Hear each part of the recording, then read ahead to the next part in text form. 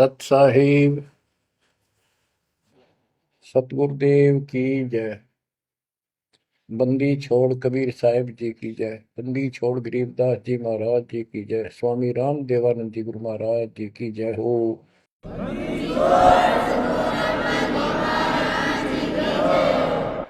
सर्व संतों की जय, सर्व भक्तों की जय, धर्मी पुरुषों की जय। श्री काशी धाम की जय, श्री सुडानी धाम की जय, श्री क्रोथा धाम की जय, श्री बरवाड़ा धाम की जय। सत साहिब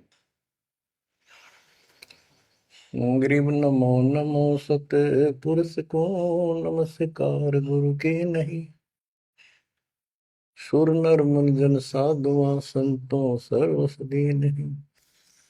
सतगुरु साहेब संत सब दंडोतम प्रणाम। आगे पीछे मध्य हुए तिनको जा कुर्बान। नराकार निर्विषम काल जाल भय बंधन। निर्लेपम निज निर्गुणम अकल अनुपेशंदनम। सोहम सुरति समापतम सकल समाना निर्तल। उज्ज्वल हिरंबर हरदम अम्बे पर्व अथाह वार पार नहीं मध्य तुम। ग्रीव दोष मरत सिद्ध होई गणनायक गलताना। करो अनुग्रह सोई पारस पद परवाना। आदि गणेश मनाओ गणनायक देवन देवा।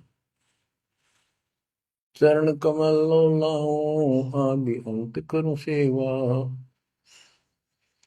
परम शक्ति संगीत अमृत सिद्धिदाता सोई। अविगत गुण अतीतम सतपुरुष निर्मोही। जगदम्बा जगदीशम मंगल रूप मुरारी। तन मन अर्पों शीसम भक्ति मुक्ति भंडारी। सुर नर मुनि जन ध्यामय ब्रह्मा विष्णु महेशा। शेष सहस मुख गावै पूज्य आदि गणेश। इंद्र कुबेर सरीखा वरुण धर्म राय जावै। समर्थ जीवन जी का मन इच्छा पल पावै। 33 कोटि अदारा ध्यावै सहस 88। उतरै बहुजल पारा कट है यम की फांसी। कबीर सतगुरु के उपदेश का सुनिया एक विचार। जय सतगुरु मिलते नहीं जाते नरक द्वार। नरक द्वार में दूत सब करते खेचा तान। उनसे कभू नहीं छूटता फिरता चारों खाने। कबीर चार खानी में भरमता कबहू न लगता पार।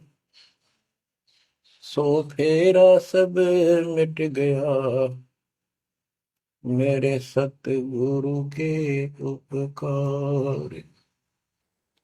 जय जय सतगुरु मेरे की।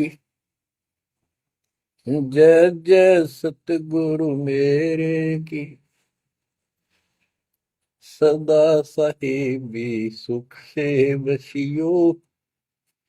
अमरपुरी के डेरे की। जय जय सतगुरु मेरे की।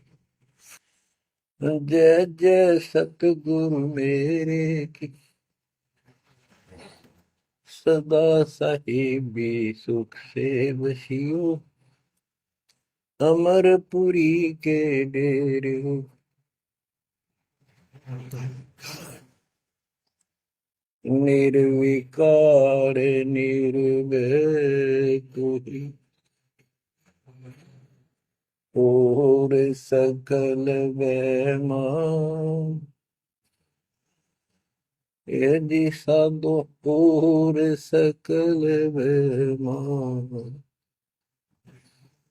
सब पर तेरी साहिबी, सब पर तेरी साहिबी, तुझ पर साहिब ना, निर्विकार निर्भय, निर्विकार निर्भय तू ही, पूर सकल बना, हे जी साधु पूर सकल बना, सब पर तेरी साहिब, सब पर तेरी साहिबी, तुझ पर साहिब ना, निर्विकार निर्भय।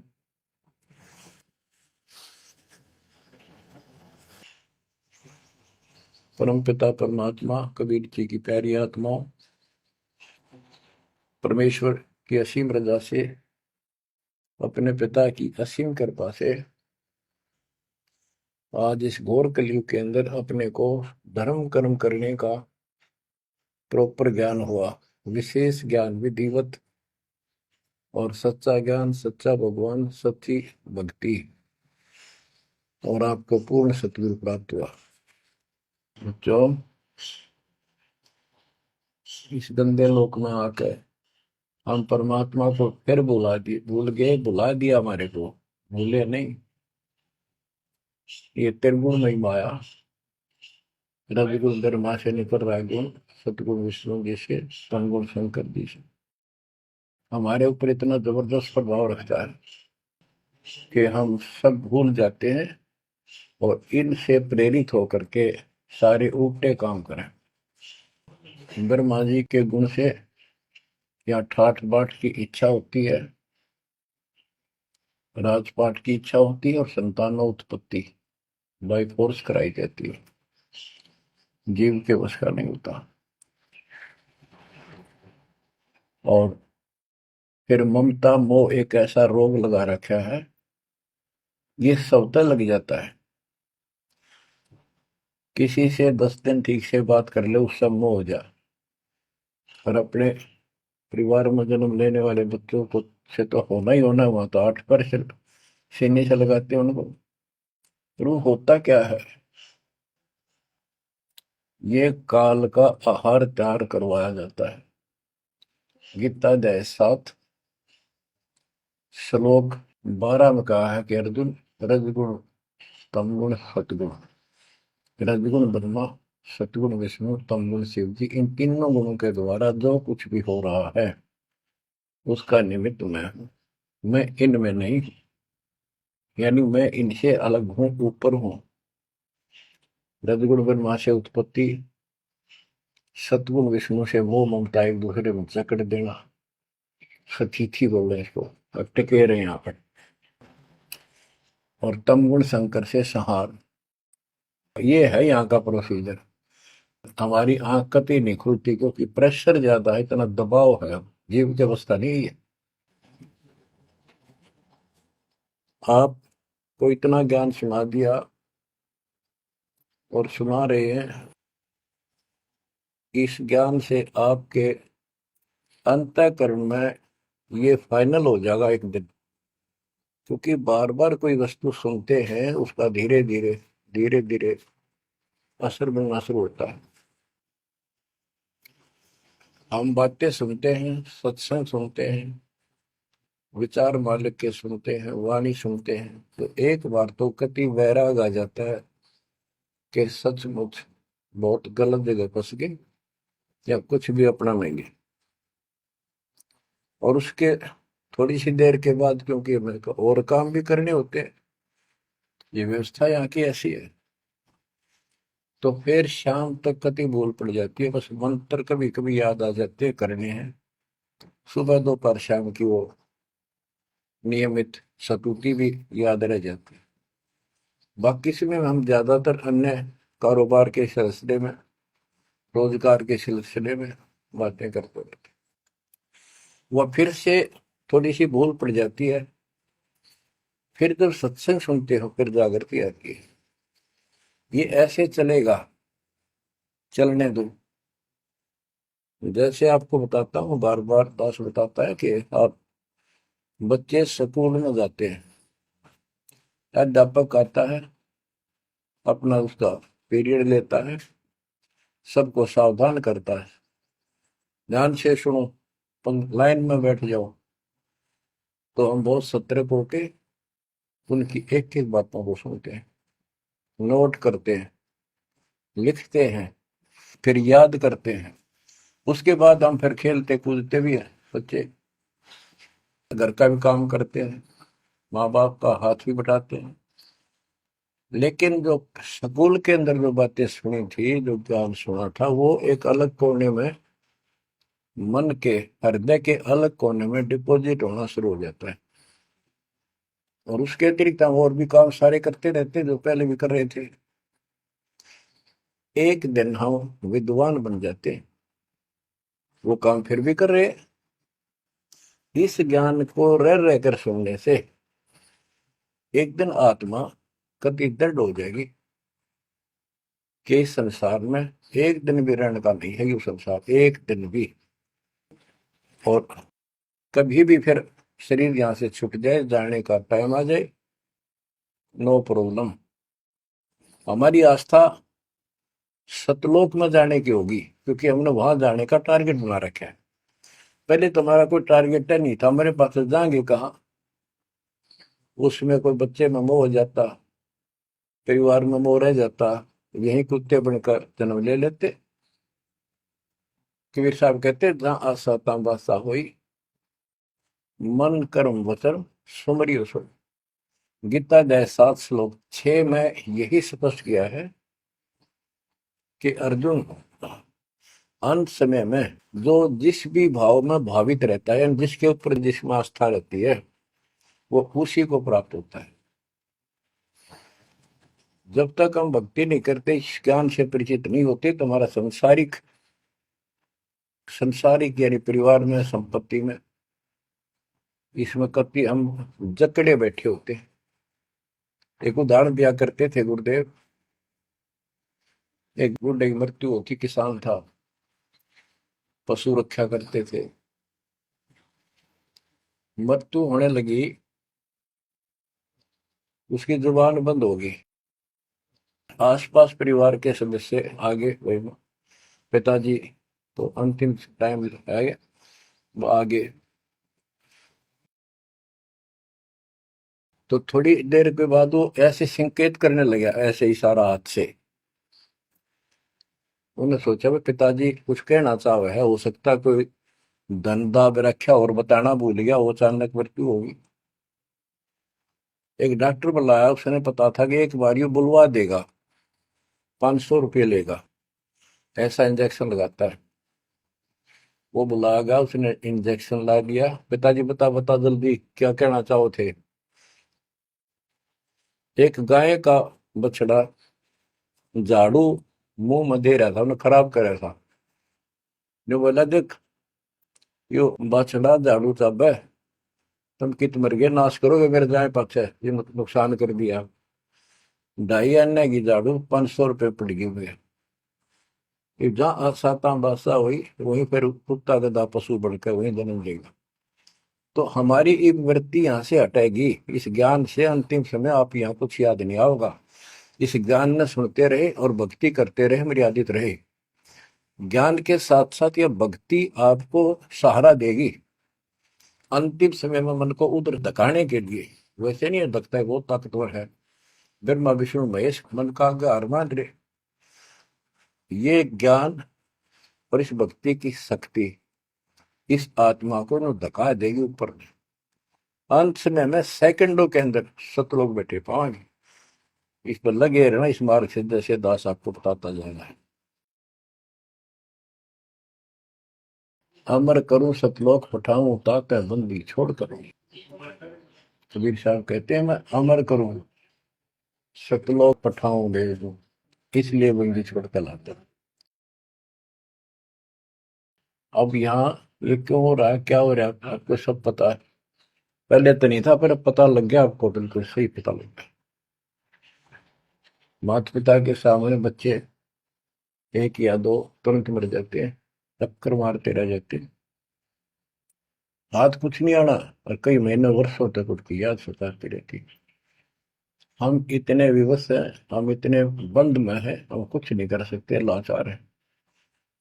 एक राष्ट्रपति किसी देश का या प्रधानमंत्री या अन्य कोई शख्स मानता अपने आप को, उसका इकलौता बेटा मर गया, प्रधानमंत्री का, टक्कर मारा वो टक्कर।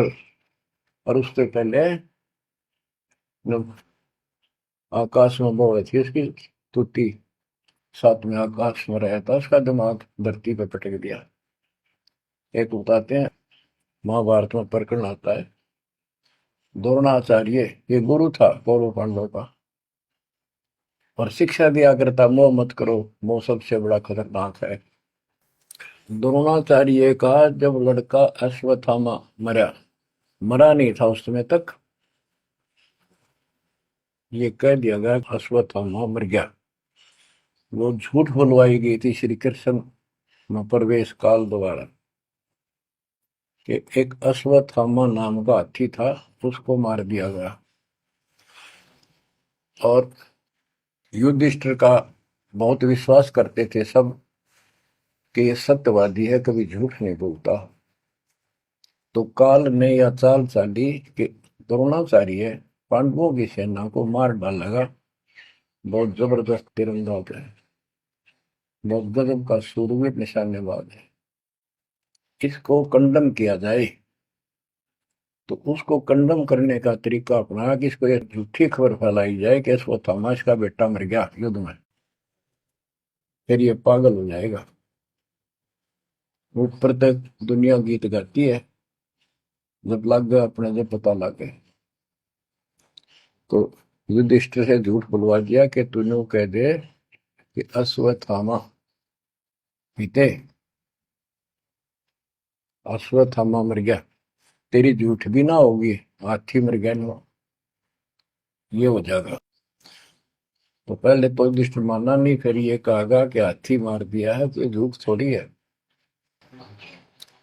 झूठ तो थी है, यूं थोड़ा। पहले हम छोटे से थे तो यूं कहते, अरे झूठ बोली तो ना पाप लगेगा, बोला ना, उंगली पर उंगली चढ़ा कर बोली थी, ये कौन पाप लगे। यानी ये अपने फार्मूले हैं, पाप तो पाप तो लगेगा। तो सब ने कहा कि आपका बेटा अश्वत्थामा मर गया, दौड़ना चाहिए। तो बोला नहीं, मेरा बेटा नहीं मर सकता, नहीं मर सकता, उसको मारने की हिम्मत किसी में नहीं है। कि युधिष्ठिर कह देगा तो मैं मान जाऊंगा। तब युधिष्ठिर ने कहा अश्वत्थामा थे नर व कुंजर, नर तो जोर तो बोल दिया, व कुंजर, भाई हाथी आदमी या हाथी, ये नहीं कह सकता, वो मन मन में बोल दिया। तो यह बात सुनकर अश्वत्थामा थे, अश्वत्थामा मारा गया। आगे कड़ा सुना था द्रोणाचार्य, नर व कुंजर कह गया वो, इतना पागल ने ढाल हो गया, टक्कर मारा, कति कंडम हो गया, उसने हथियार भी नहीं उठा उसने। और पांडवों ने वो गढ़ जीत लिया उस साइड का जहां वो मोर्चा डटे खड़ा था। तो बच्चों, ये मोह इतना जबरदस्त है, जीव के बस का नहीं है। और बनता कुछ नहीं, बचाओ कुछ नहीं। तो इसका बचाओ अब है तो ज्ञान हो, ये ज्ञान जो दास बता रहा है, ये आपके हृदय में जच जा कति, ये कुछ भी अपना नहीं है। 100 की 100 साची है, पर मन मानने तैयार नहीं, आत्मा को दबाए रखा है। ये सब काल आहार हमसे पैदा कराया जाता, जैसे कसाई बकरे पालता है, कसाई बकरे पालता है, उनके लिए चरागाह बनाता है, सुंदर तालाब बनाता है पानी पीने के लिए, उनके लिए छाया, गर्मी सर्दी ओलों से बचने के लिए शेड डालता है। पहले झोंपड़ी डाला करती थी, तो उस घास फूस के और लकड़ी, अब टीनों का शेड बनाते, पंखे लगा दिए गए।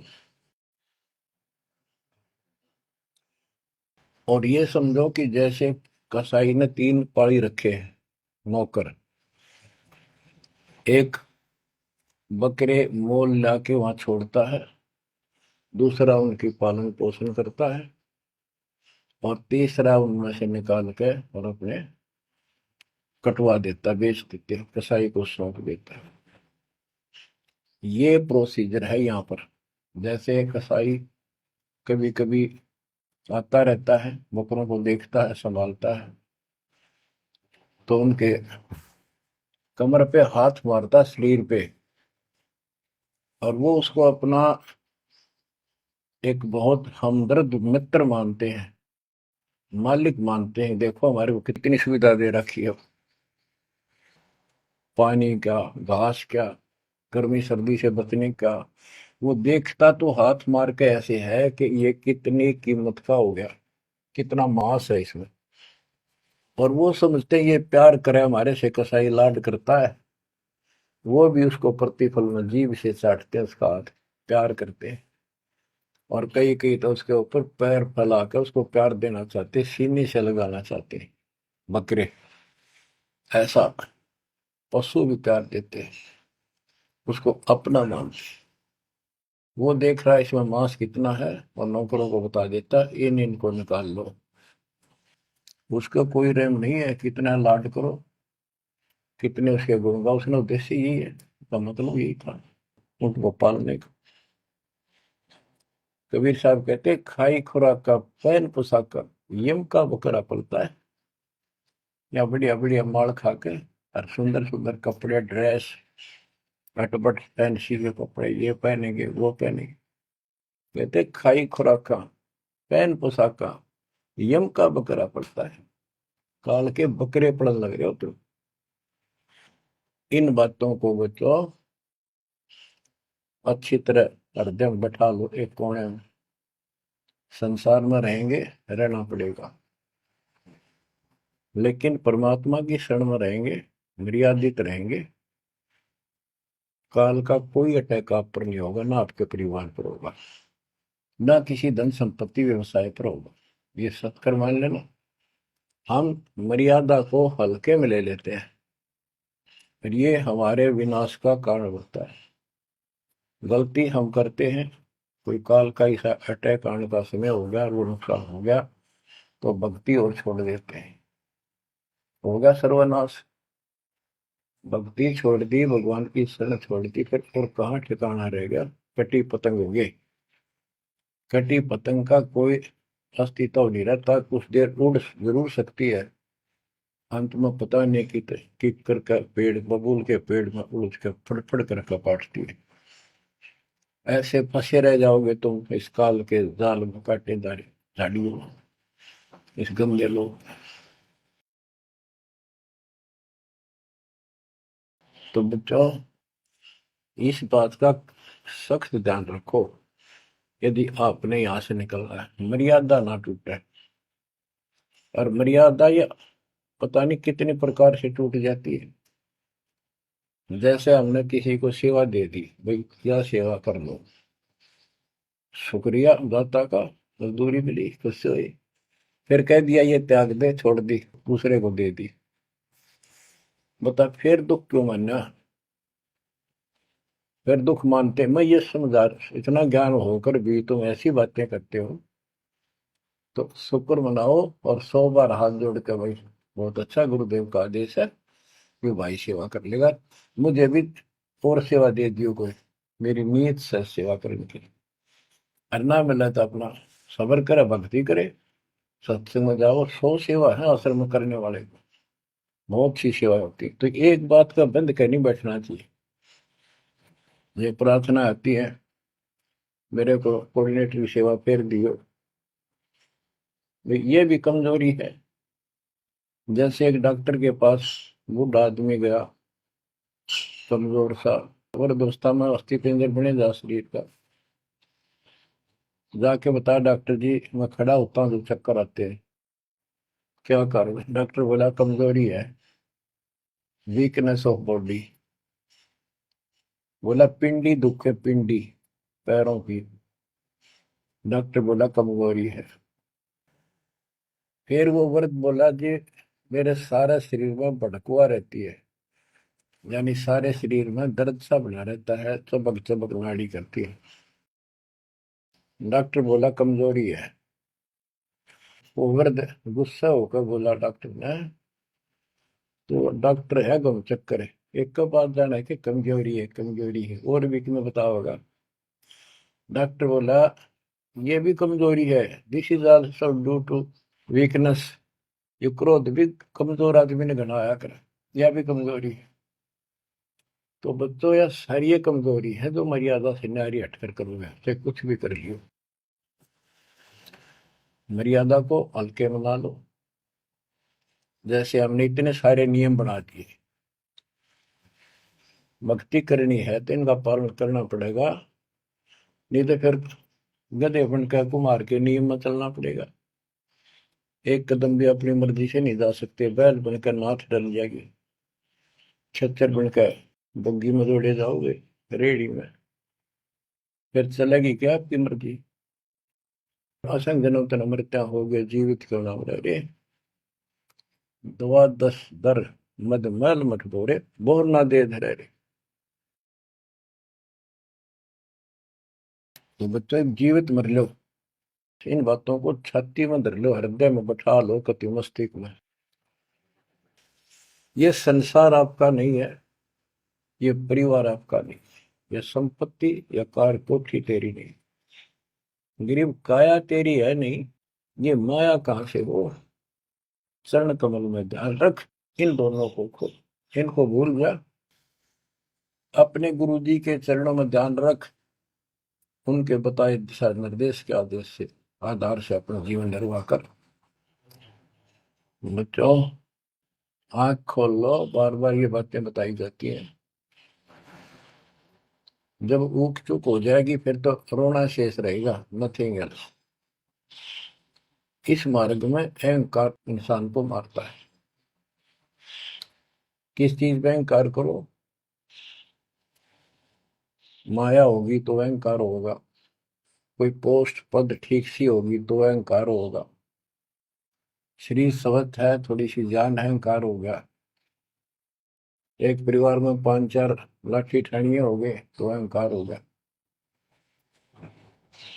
और अपने बॉडी की ताकत का अहंकार, और भी सैकड़ों कारण है जो इंसान के मन में दोष पैदा हो जाता है। तो ये इंसान का सबसे बड़ा खतरनाक शत्रु है। परमात्मा को अहंकार पसंद नहीं, और छोटी मोटी गलती को माफ कर सकता है। रावण था जिसे अहंकार नहीं छूटा, 10 मस्तक सर भी काट दिए, 10 बार काट दिए तो वापस दे दिए, ले भाई।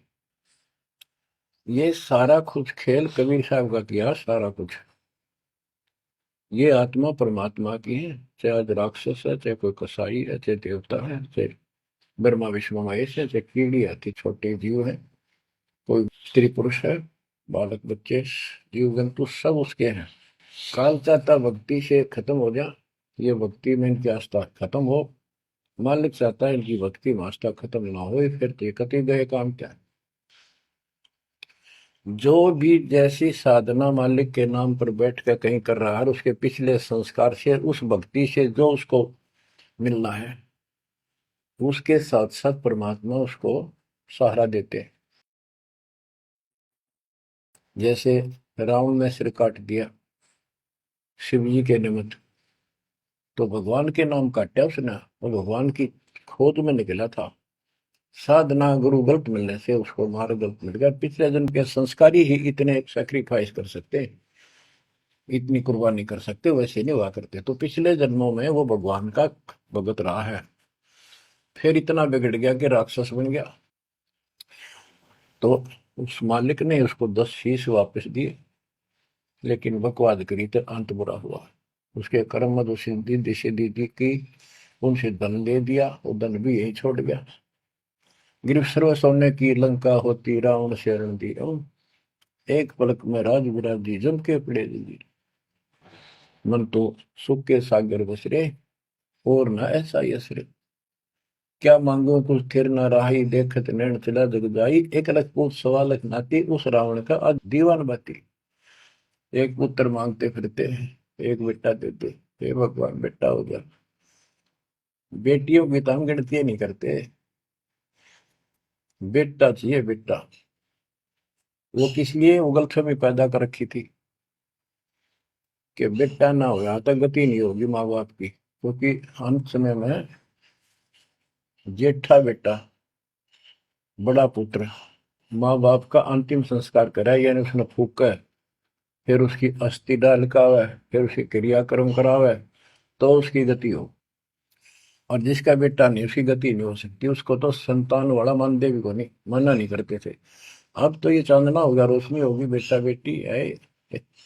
कितनी मूर्खता का काम था। लेकिन काल ने तो उल्टी पढ़ाई पढ़ानी, उल्टा रास्ते डालना, वो होना एक परंपरा बनाकर बैठ गए। वो एक लकीर के फकीर होंगे। जैसे राजा दशरथ का सबसे बड़ा बेटा रामचंद्र था, उसको राज दे दिया।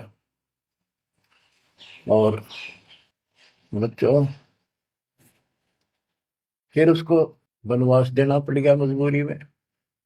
रामचंद्र जी वनवास में चल पड़े। राजा दशरथ का इतना मोह था अपने बच्चों में, रामचंद्र में विशेष, और जो बिछुड़ा उसमें ज्यादा हुआ करे। तो नो चल पड़ा, महल के ऊपर चढ़ के देखा, दिखता रहा, फिर नहीं दिखा तो चौबारे की अटारी पर चढ़ गया। चौबारे पर चढ़ कर जहां तक उससे दिखा, फिर मुंडेर पर चढ़ गया, एडी ठाई गिर गया, वहां से जमीन पर गिर गया, गिरते मर गया। अब रामचंद्र वापस नहीं आया। उसका अंतिम संस्कार किसने करा?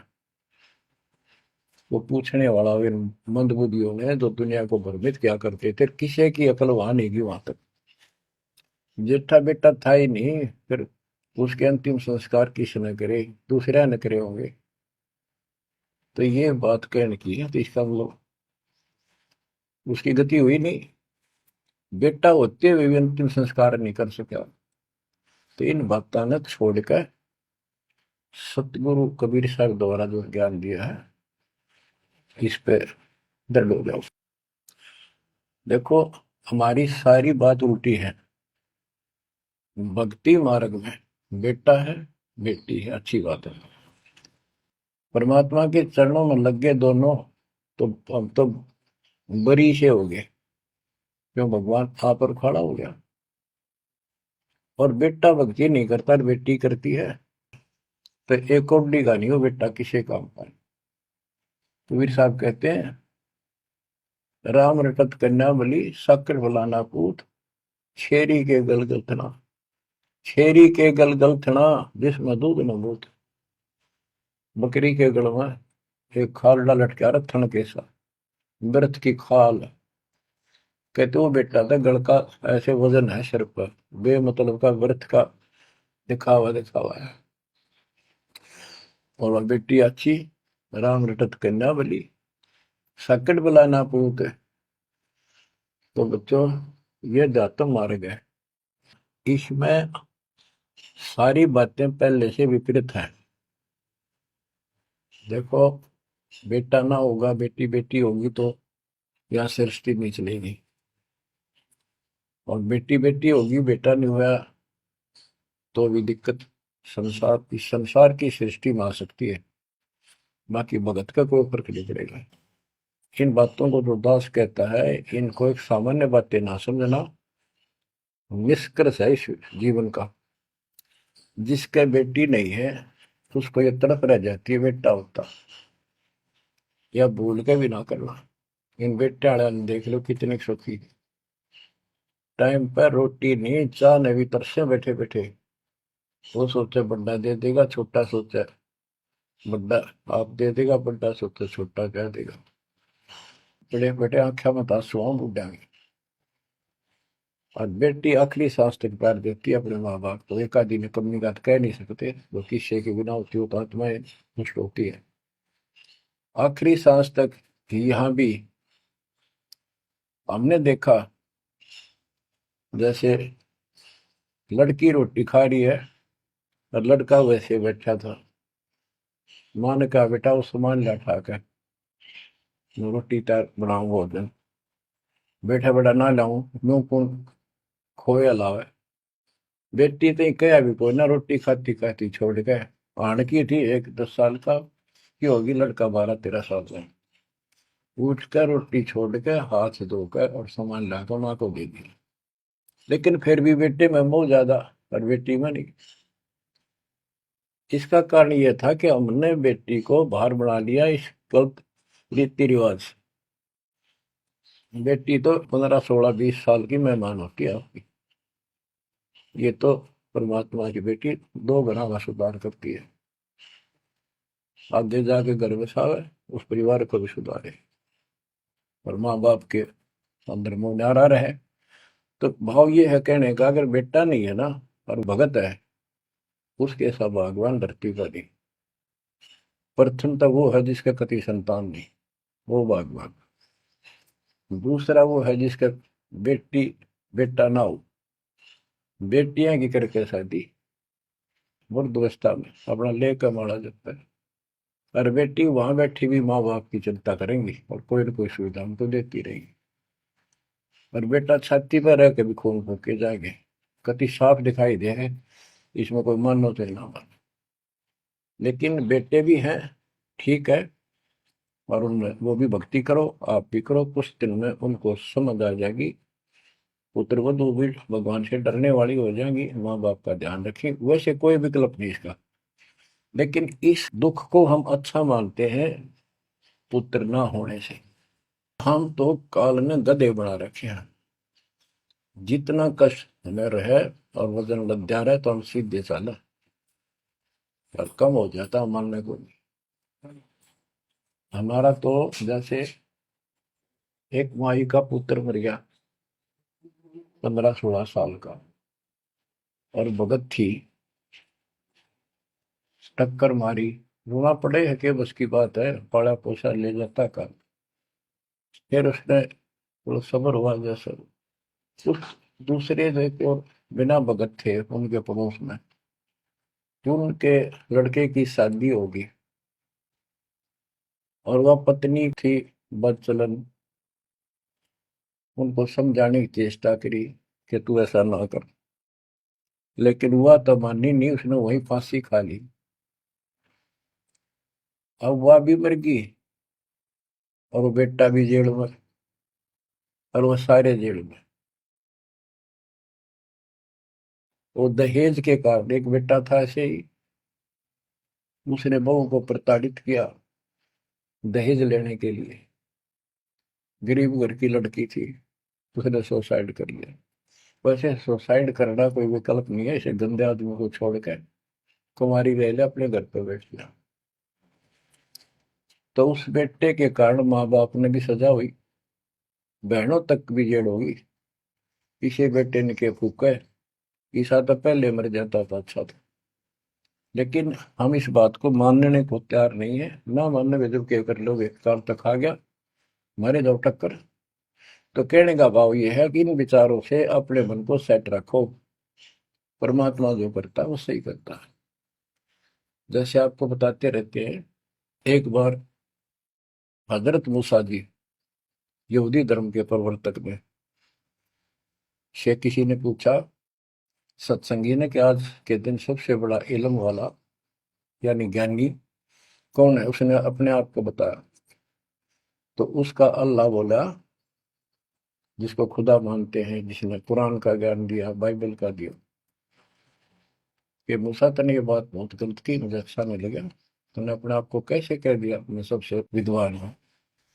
अब मूसा जी भी अपनी जगह ठीक थे जी, यो ज्ञान आपसे प्राप्त हुआ, आप भगवान खुदा हो, और खुदा जो ज्ञान देता हुआ सबसे उत्तम होता है, मैं उसी के आधार पर कह दिया। ना नहीं, तेरा ज्ञान तो अल खिजर के ज्ञान के सामने फासिल भी नहीं, कुछ भी नहीं है। तो अलखिजर के पास मूसा जी पहुंच गए। अलखिजर जी ने कहा, कबीर साहब थे वो, कि मेरी तो बातों को माननेगा नहीं, विश्वास नहीं करेगा, जो मैं को बातें माननी पड़ेगी, कोई ऑब्जेक्शन नहीं होना चाहिए, और बोल लेगा नहीं, सुन देखता देखता रही। वो बोला, मूसा जी बोले, बिल्कुल महाराज, जैसे आप कहोगे, मुझे सब्र करने वाला पाओगे, कति मैं ऑब्जेक्शन नहीं करूंगा आपकी बातों में। अगर तू खरा उतरा तो ज्ञान बताऊंगा, ना बताऊंगा नहीं। उसने रास्ते में चलते एक जवान लड़का था, 17-18 साल का। अलखिजर ने पकड़ के और उसकी गर्दन पकड़ के मार दिया। तो मूसा जी बोले, तनिष बेकसूर को मार दिया, तेरा दिमाग खराब है, यूं क्यों मारा तेने, क्या बिगाड़ा तेरा इसको। तो अलखिजर बोला, मैंने कहा था मैं जो करूँ तू देखता रहिए, बोलना नहीं है, मेरी क्रिया पे अविश्वास ना करना।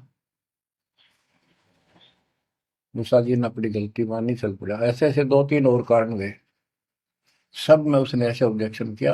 आखिर में वो बिना हार गया। मूसा कि मैं इस योग्य नहीं, मैं आपकी बातों को अविश्वास करता रहा हूँ। लास्ट बता दिया कि इस क्रिया के बाद तो फिर ऑब्जेक्शन किया तो मैं तेरे से बात नहीं करूंगा, ना पे बताऊंगा। ज्ञान बोला भी ठीक है, उस पर भी हार गया वो। तब अल खिजर बोला, सुन ले, ज्ञान तो तूने बताऊ नहीं, तो वो लड़का क्यों मारा था। वो ऐसा दुष्ट पैदा हो गया था, इसके माँ बाप भगत हैं, और उनको इतना परेशान करता, वह रो रो का टाइम काटते। उसके स्थान पर भगवान ने उनके घर में 50 साल की उम्र में एक बेटी का जन्म दिया। उनका सुखी जीवन रहा। ये प्रमाण है उसके अंदर, बाइबल के अंदर। तो बच्चों, ये सत्य मान लो, मालिक जो करे उसको सही मानो। ऊक चूक हो भी जाए तो भगवान से दूर ना हो जाना। वो जो करेगा भगवान कभी गलत नहीं करेगा, ये तो आपने मानना ही पड़ेगा। गलत तो हम करे बैठे, हाँ यू काल करवाने लगेगा, पर रोज गलत हुआ है, एक दिन भी तो नहीं। तो बच्चों, परमात्मा की प्रत्येक क्रिया पर विश्वास रख कर चलो तुम। हमने चाहे कितना नुकसान होता दिखे, रज करमता राम की रजा दर शीश, दास गरीब दरस परस तिस बैठे जगदीश। हम अपनी विचारधारा को ऊपर रखा है, जो घिसी पट्टी और बिल्कुल बकवादों से भरी होती है। इस कारण से हम भगवान पे विश्वास, गुरु जी पे विश्वास, और सब क्रियाओं पे विश्वास करके अपने कर्म छोड़ के फिर काल के जाल में फंसे रह जाते। और वहां कुछ है ही नहीं वो तो सारे उल्टे कर्म, बेसिक परंपरा बनावटी है। बच्चों, विश्वास करो अपने बंदी छोड़ पे, विश्वास नहीं करोगे तो मार खाओगे। गरीबदास जी कहते हैं, गरीब सर्जन अर्जुन को सतगुरु मिले, मक्के मदीने माही, 64 लाख का मेल था, दो गन सब ही जाही। गरीब चंडाली के चौक में सतगुरु बैठे आए, 64 लाख गारत गए, दो रहे सतगुरु पाए। गरीब सरजुन अर्जुन ठाहरे, सतगुरु की प्रतीत, सतगुरु यहाँ ना बैठिए, यो द्वारा है नीच। गरीब ऊंच नीच में हम रहे, हांड चाम की दे, सरगुन अर्जुन समझियो, रखियो शब्द स्नेह। बच्चों, सरजुन और अर्जुन नाम के दो मुसलमान थे। इनके नाम तो मुसलमान पद्धति पर थे। परमात्मा मक्का मदीने में गए तो वहां बहुत से चमत्कार किए। इन दोनों आत्माओं को समझ में आई ये बात। फिर ये सारी संगत में वहां मुसलमान थे, 2 वक्त मुसलमान हुए। इन्होंने कहा, वैसे तो काफी थे मुसलमान भी, पर ये विशेष दंड थे, सब नियमों का पालन करने वाले थे। तो इनका नाम बदल के सरजुन और अर्जुन रख दिया। परमेश्वर कबीर जी ने संगत की परीक्षा लेने के लिए एक लीला की कि ये विश्वास करते हैं या नहीं करते हैं, क्योंकि भक्तों में गुरुदेव के आदेश का भी पालन कम होने लगा था। जैसे एक लड़की थी, उसको ज्ञान हुआ वो गलत काम करती थी, वैसा थी। अपना जीवन सुधारने के लिए मालिक से ज्ञान सुना, सत्संग में आने लगी, तो संगत वाले उसको धिक्कारने लगे। गुरु जी से बताया, गुरु जी ने सत्संग के माध्यम से कहा, भाई आपने इस चीज से कोई लेना देना नहीं, कोई सत्संग सुनेगा नहीं तो आत्मा कैसे साफ होगी, कपड़े को पानी साबुन लगेगा नहीं, उसका मैल कैसे उतरेगा। फिर भी वो जैसे तैसे अटपट करते रहते हैं।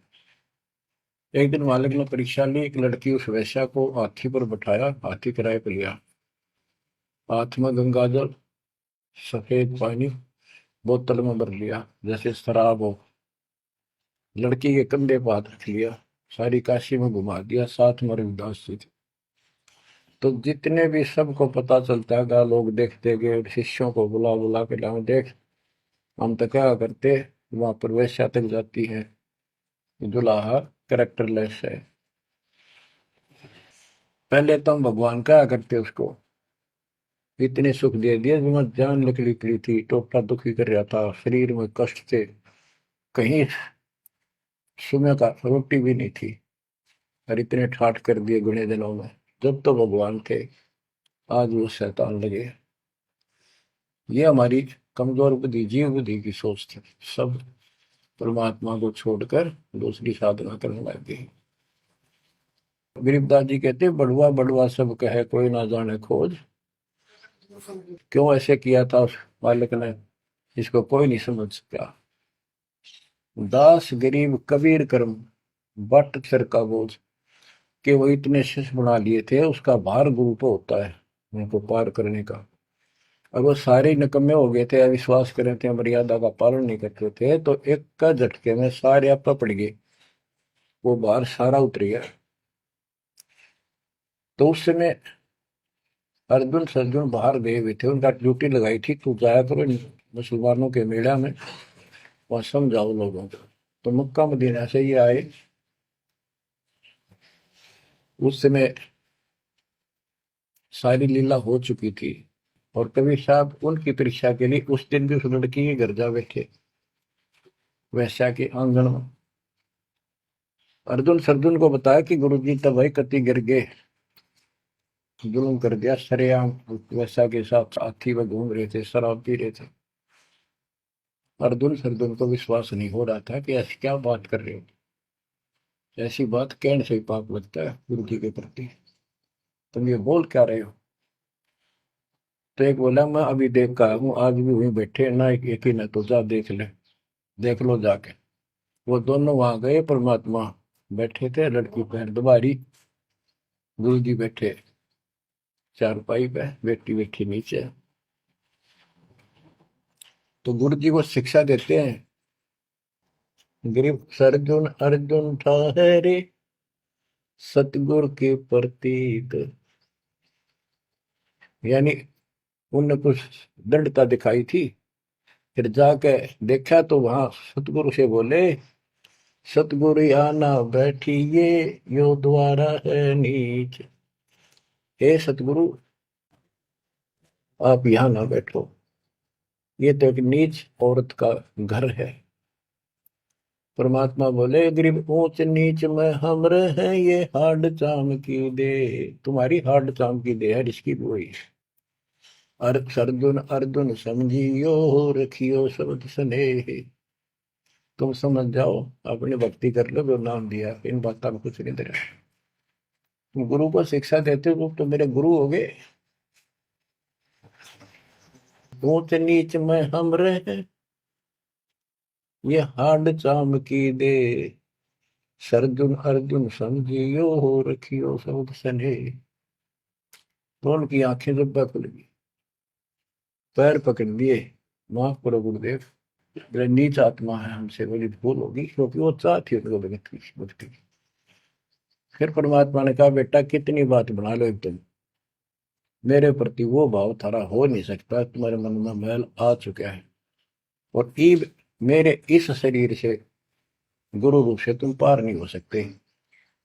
फिर रोए बुरी तरह जी, फिर उद्धार कैसे होगा? फिर बता कि दिल्ली से 10 मील दूर पश्चिम की ओर किसी गांव में हम फिर आएंगे, हमारा एक भक्त आएगा, उसको दीक्षा देंगे, दीक्षा उससे लेकर तुम कल्याण को प्राप्त होगे। तो वो कहते हैं वहां से चल के वृद्धावस्था में हमायूं गांव है खरखोदे के पास, वहां आकर रुके।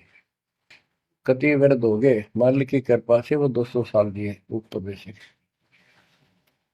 और फिर गरीबदास जी को परमात्मा मिले 10 साल की उम्र में, उनको दीक्षा का आदेश दिया। तब उसने वहां से दीक्षा लेकर वहीं शरीर छोड़ दिया, छुड़ानी में ही। उनकी अभी तक हमारे सामने बताओ थे, हम जाने लगे थे कि अब 2-3 साल पहले, 10 साल पहले, या भोरी वाले महाराज आया करते गरीबदास जी, उन्होंने वो मंडी फुड़वा दी। उनके दोनों की यादगार बनी हुई थी, इसलिए फुड़वा दी कि लोग इन पूजन लाग जाए गरीबदास जी को छोड़ के। तो कहने का भाव यह है बच्चों, आंख खोल लो, इन बातों को छिंदरा, गुरु के प्रति कभी अविश्वास नहीं होना चाहिए। और परमात्मा की प्रत्येक क्रिया को शिरोधार्य होना चाहिए।